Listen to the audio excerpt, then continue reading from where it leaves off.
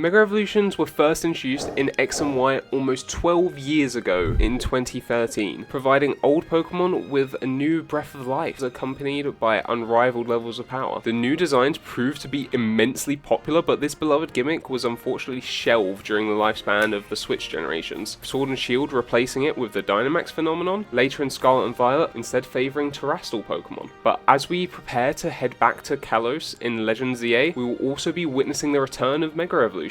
When you combine this with the reveal of Pokemon Champions in February, also featuring the gimmick, it looks like this time it could be here to stay. By the time the video is released, we may have already seen the reveal of some new designs. I figured we should take the opportunity to revisit all the decade-old designs, see how well they have aged, and figure out which ones might be making my team when we get our hands on ZA. Right, okay, so we're going to kick off the tier list with the Kanto starters that you would pick from Professor Sycamore. So, first off, Venusaur. Right, this thing is definitely an upgrade on Venusaur because I don't really like the original design. It, to be fair, it looks pretty cool, but I've never actually cared enough to use it. So I don't have any personal attachment to it, but it's definitely a nice upgrade. Edging between B Solid and a very nice upgrade. I'm going to go for Solid. Mega Charizard X, right. So, as you can imagine, I think, how old would I have been? I think I was about 10 to 12 when X and Y came out. So you can imagine Charizard, most popular Pokemon of all time. Yeah, let's make it black and actually finally make it a dragon, something that we've all wanted for decades. So this was probably my favourite Mega at the time. Over time, that might have sort of dialed back a bit, but I still vividly remember dragging my mum to game because they had this distribution where they were giving out these shiny Charizards and they were holding a Mega Charizard. I can't remember which one specifically, but you know I turned it into a Mega Charizard X. So I absolutely loved this thing.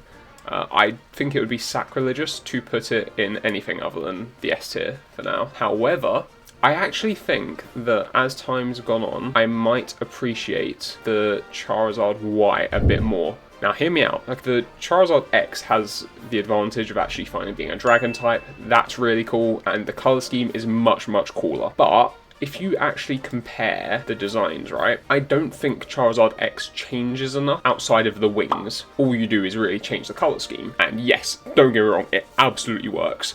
But the actual sleeker design feels like more of a next natural progression step for Charizard, definitely. Y feels like the natural one, whereas X does definitely feel like a deviation. And if you try and look at some of the theories that go around, they believe that Megas sort of tap into dormant DNA. So Charizard Y might be the more natural next step for Charizard, whereas Charizard X might be more of a prehistoric, almost along the lines of a paradox for Charizard. I might prefer Charizard Y now, but I think they're both S tier, to be fair. They are both great jobs.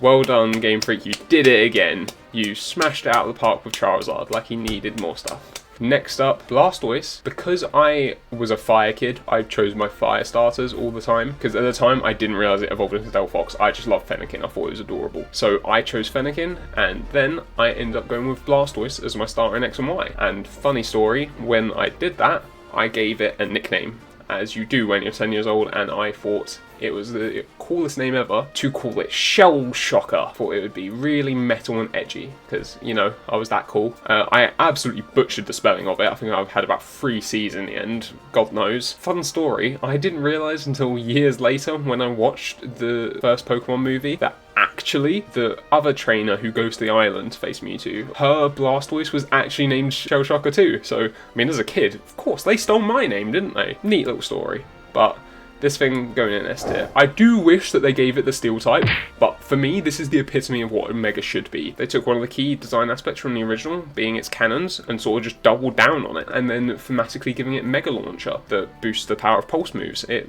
really makes sense. It works really well. Like I say, I wish they gave it the steel typing, but actually, to be fair, technically that means I have nodes, so we'll put it in A, but I personally do love the Mega Blastoise. Next up is Mega Alakazam. Where are you going? I mean, for the pure meme factor alone, I think the design is definitely much better than regular Alakazam. And the fact that they decided to sort of, the self-awareness they show to double down on the spoons aspect, fair play, Game Freak. It can go in the A tier. Now, I would be remiss to put Mega Gengar anywhere other than the S tier. Recently, I've sort of, not disliked Gengar, but I've grown to appreciate Haunter much more. And I think that Gengar, I appreciate as much now as I once did when I was a kid. Kind of like with Mega Charizard X, but just with the original. Whereas Mega Gengar You don't add too much to it, but it sort of, I don't know, it makes it feel more imposing because it gets rid of the sort of round edges that make it feel a little bit cutie, and whereas this thing just makes it far more menacing, and the addition of the third eye is great. The fact it comes out of the ground and things like that makes it feel like it's straight out of a horror movie. And to top it all off, they fixed the shiny. I'm a sucker for white shinies as well, so this thing is one of my favourite of all time. I think I'm definitely going to be hunting a shiny Gengar soon, so that I can use a shiny Mega Gengar in ZA when it drops. Right, so moving on to Mega Kangaskhan. The design, it doesn't really change. The little Joey just hops out of the pouch. But having said that, it gets the ability Parental Bond, where each of its moves will hit twice. It reduces the base power of them, but still, that allows you to double dip on a lot of moves with secondary effects, say Drain Punch or anything with status moves, or a chance for status move, things like that. So this thing was an absolute menace in battles, but the design alone, does the ability make up for it defying the rule of cool? I wouldn't really say so.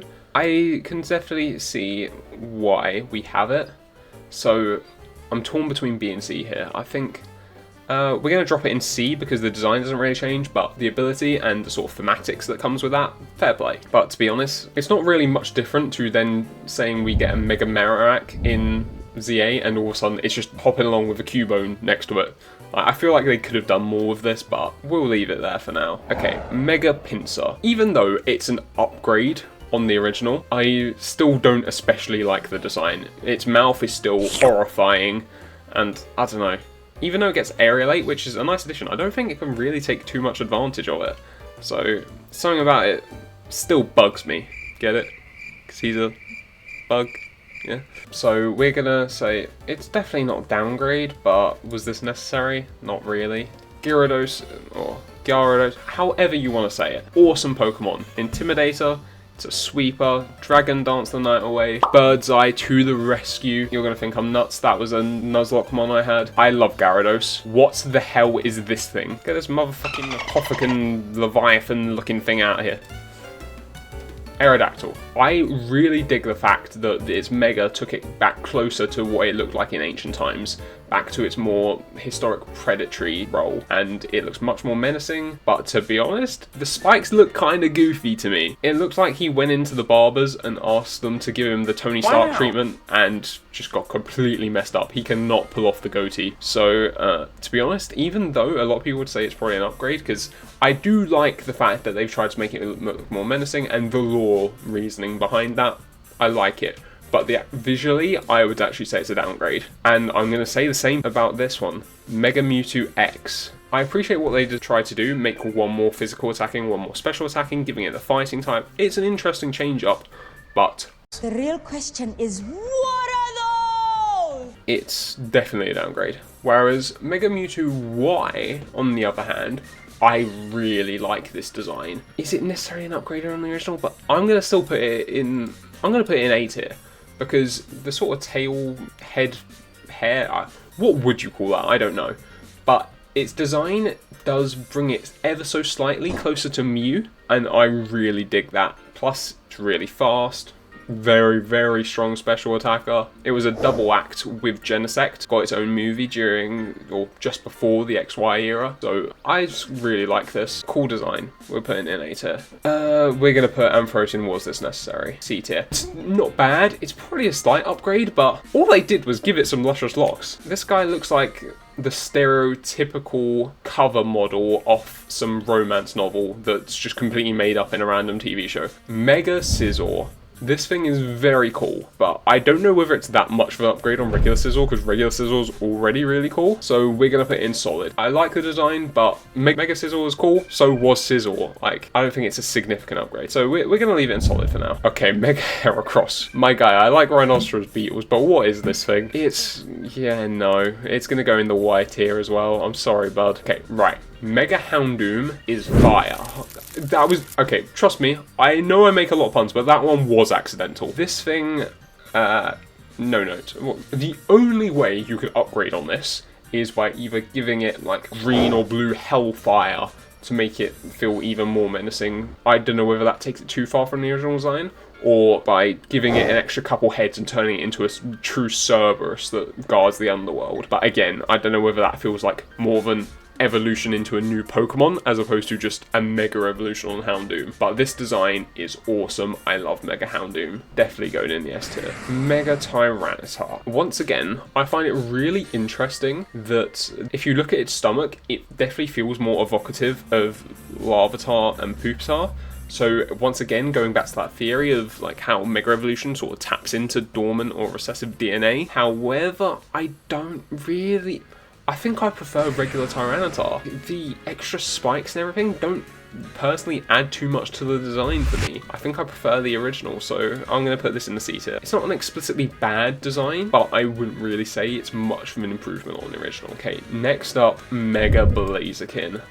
I love this thing because once again, when X and Y released, as sort of one of the early adoption bonuses that they normally do when a new game comes out, they had a mystery gift for a Torchic that once I got to like the second town, I added it onto my team as an extra Pokemon to use, and you had the Blazikenite with it. So you actually got to use a Mega Blaziken before we got ORAS and got the other starters. So I played through the game with a Mega Blaziken on my team. This thing, getting the extra 100 base stats, keeping speed boost, this thing was freaking awesome. And when you combine that with one featured heavily in the anime in Lumio City, because there was almost like a vigilante superhero called Blaziken Man. So all of these factor into just an awesome upgrade to a cool Pokemon.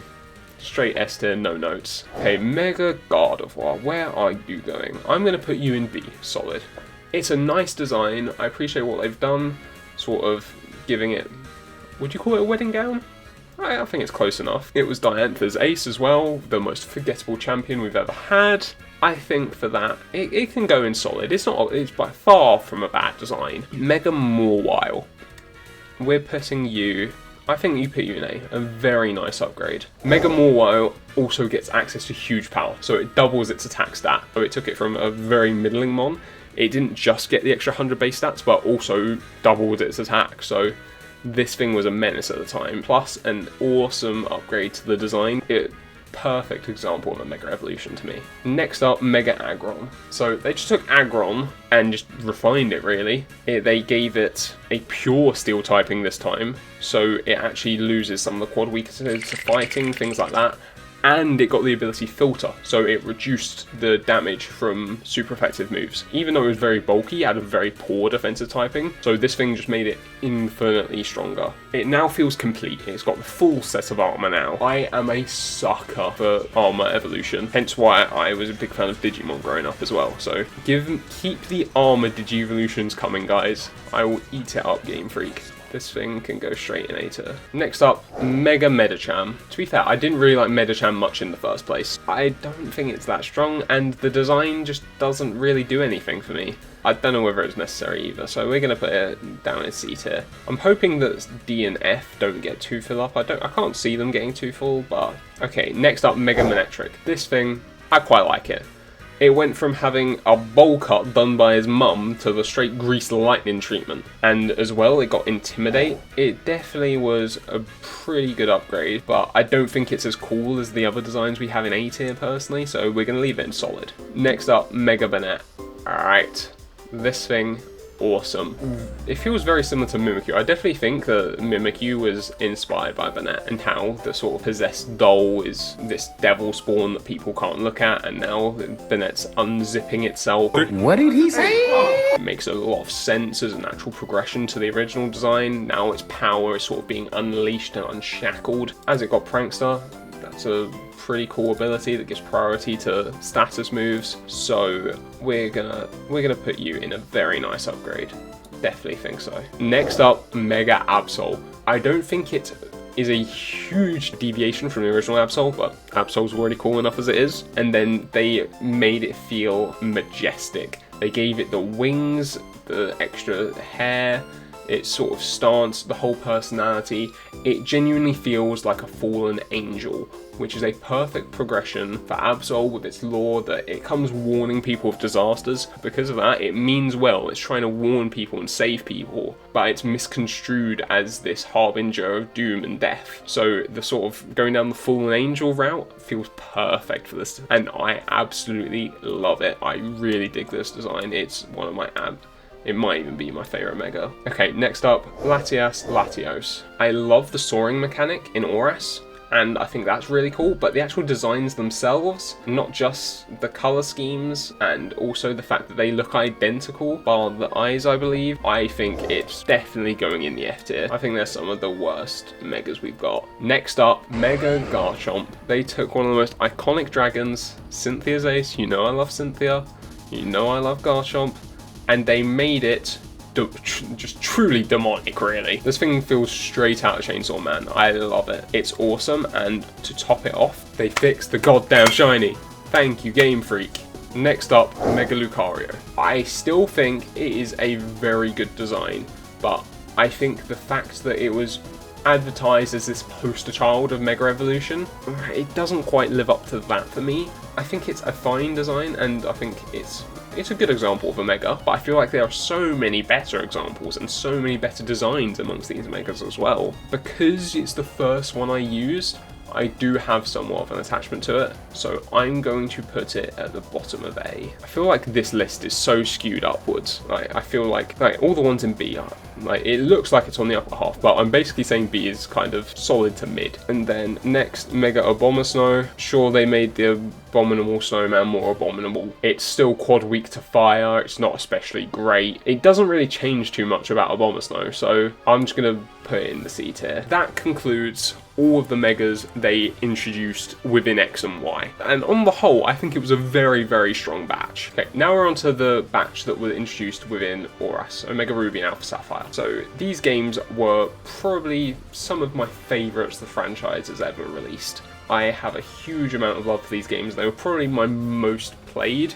if you ignore my recent developments with shiny hunting. If you take that out of the equation, they were definitely my most played as a kid at least. So I have a huge amount of affection for these games and the megas introduced in them. So, Mega Beedrill. I love this thing because Beedrill is such a cool Pokemon, but it's actually one of the weakest fully evolved Pokemon in the entire franchise's history. Thanks to it just being such an early evolution, they downscaled it and it's just been power crept to oblivion. So making it somewhat usable and just making this design extra as fuck. I love it. It is going in the S tier for me. Mega Pidgeot. They literally just gave him a Super Saiyan transformation.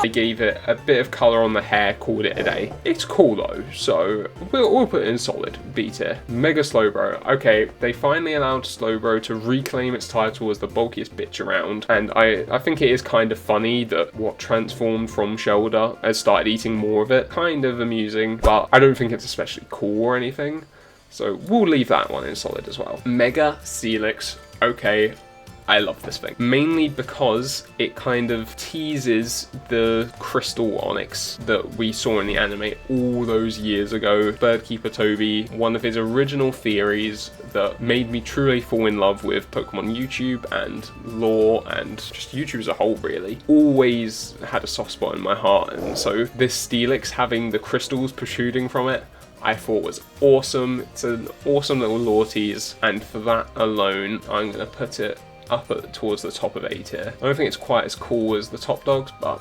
it's nice. Mega Sceptile. Just like with Charizard, this thing actually gained the dragon typing, and I know a lot of people joke that it looks like a Christmas tree, but I chose Trico as my starter for that original playthrough of Alpha Sapphire that I started all those years ago. So I used a Mega Sceptile on my team. Even though it might not be the strongest Mega, it did a pretty good job for me in my playthrough. So we're going to put it at the top of B tier. It's a solid Mega, but not the best. Mega Swampert. I love this thing. It is awesome. He is roided to the gills, literally. I find it kind of funny how one of the cutest starters ever turns into this absolute behemoth that would be giving Arnold take no Schwarzenegger shit from tips. anyone. So going in A tier. Okay, so next up is Mega Sableye. So I think it's definitely an improvement on the original design, but it doesn't do a whole lot with it. It gets the gemstones in the eyes and the giant ruby it's holding. It does get Magic Bounce, which is a neat ability. I think it's going to go in solid. It's a nice upgrade, but it's very much one of the lesser ones in terms of the actual design change itself. Okay, next up though is Mega Sharpedo. Get this Pinocchio looking ass out of here. This is just a downgrade on the original design, I'm sorry. Mega Camerupt, making it look even more like a volcano. Do I like it more than the original though, is the question. I think I'm going to put it in D tier.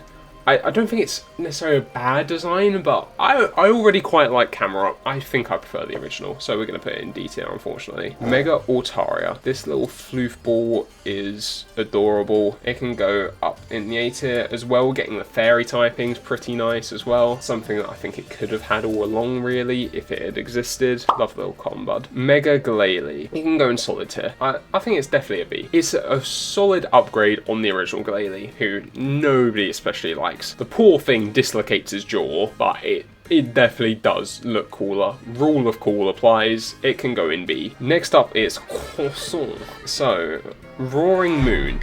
See, I just did it there. Now we have Roaring Moon, which is very similar to the Mega. It gives even more credence to this sort of DNA theory that a lot of people have adopted over the years. However, I think Roaring Moon does just do it better. So we're going to put it in solid, because Salamence is already iconic enough as it is. However, having said that, Metagross is one of my favourite pseudos ever, and they made it even cooler. They added a bit more gold, they made it spikier, and the fact that it's got 4 legs protruding, it definitely emanates a lot more psychic energy than it did originally. It definitely feels more legendary than it did previously, so it works even better as a pseudo legendary. It can go up in the S tier as well. I suppose next up is Mega Rayquaza. I mean, I'm sorry, but this isn't going anywhere other than S tier. Probably the strongest Pokemon of all time. I believe that Wolfie had it on his world-winning team back in the day, so it can go in S tier. It is awesome design, and the fact that we had the whole Delta episode built around it gives it significantly more lore than any other. The fact that it's the only one that doesn't use a Mega Stone as well, thanks to its Mikado organ, that it harvests the Mega Energy from eating meteorites, things like that. It's awesome. It's a great upgrade on an already awesome legendary. Mega Rayquaza. Hats off to you, sir. Next up, Mega Lopunny. So, and we all know that Lopunny has its strange fans, shall we say. Gives it a fighting type, so it's no longer just normal. I think it's a very neat design, and nobody can tell me the author of My Hero Academia didn't have this thing in mind when he designed Mirko. But we're gonna put it in solid. It doesn't quite reach the level of the A tiers for me personally. But I can go at the top of solid. Yeah, that feels about right. Next up, Mega Gallade. Gallade is already amongst some of my favourite Pokemon. It has been for years now, so giving it even more like edgy sword arms and giving it the white overhaul as well plays right into my wheelhouse. I absolutely love this thing. Definitely deserves to go in the S tier. Next up, Mega Ordino. This thing I think is so unbelievably better than the original Ordino. The white suits it a lot more. I mean, I'm just a sucker for white overall. I think it makes the design look much more clean and angelic. However, who is using their 1 Mega slot on the team for this thing? It's a very nice design, but it's not especially strong, and it's just nowhere near as cool as the others. So even though it's a significant upgrade on the original, I still don't know whether it was necessary, because I just can't see anyone ever using it. I might be wrong, I'm sure it has its fans out there, but we'll leave it in the C tier. Next up, Mega Diancie. So yeah, again, this is the only Gen 6 Pokemon